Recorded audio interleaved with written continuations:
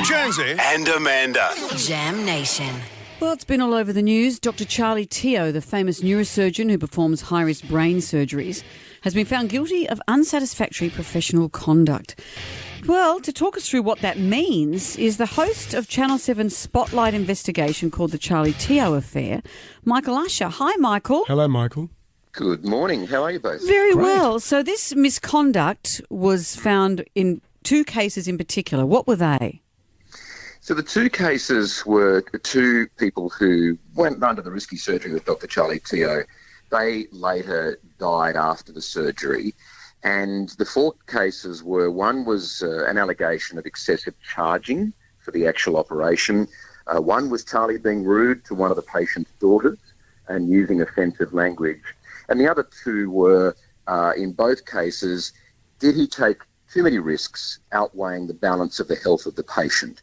And the medical investigation into him has found that he was guilty on all four of those charges. So misconduct charges found to be true against Charlie. And a condition that already existed with his licence anyway, which was he needs approval by a senior neurosurgeon to get any surgery underway. They have to sign him off essentially to say that he can do surgery. In that point, he got a small win because that person now only needs 15 years experience, not 20 years experience, but it's by the by. Right. He's got handcuffs on him. Right.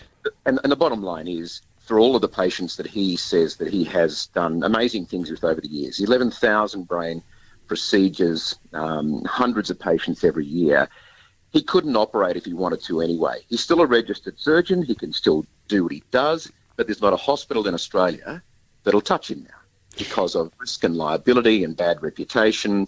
And, he's got himself in a real pickle. So he's not been struck off. He hasn't lost his licence. He can still be a surgeon. But he's got these charges now found true against him, and he literally can't go and do what he says he's best at. And what he says he's best at is the cutting-edge surgeries that no one else will touch. There was one case I know where he told the patient's family that he could remove the tumour with 5% risk of death, but that patient never woke up. So people get bad outcomes that they're really not expecting. Whether they expect, should expect different outcomes is a different story, but he made promises. Well, and in that case too, Amanda, the two other neurosurgeons gave evidence during this inquiry and said, well, he said 5% in our expertise, we'd say he should have said 60%.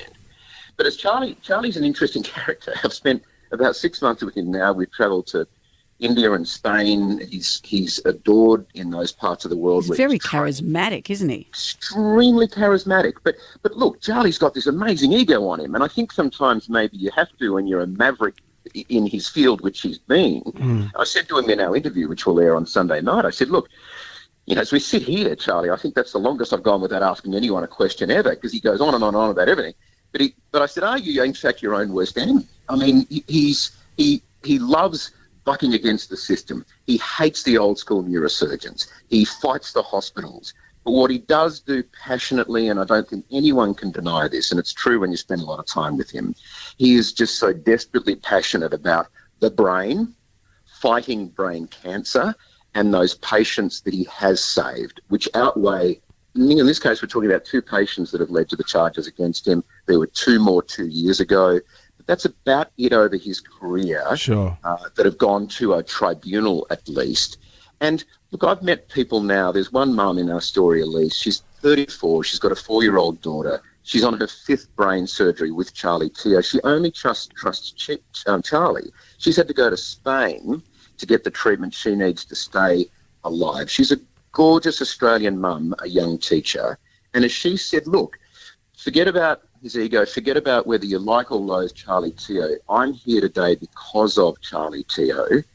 I'm here because a couple of years ago he said, look, in between the brain surgeries, which we're going to have to do again to keep this insidious brain tumour out of your brain, go and have your baby now. Live, I'll keep you alive. And she says, it's my choice.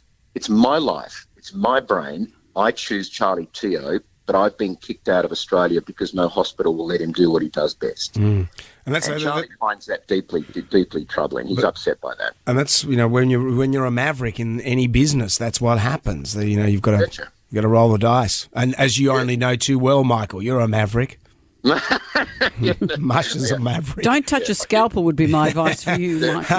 Don't let me near a scalpel at all. Come on, it's just TV. It's not brain surgery.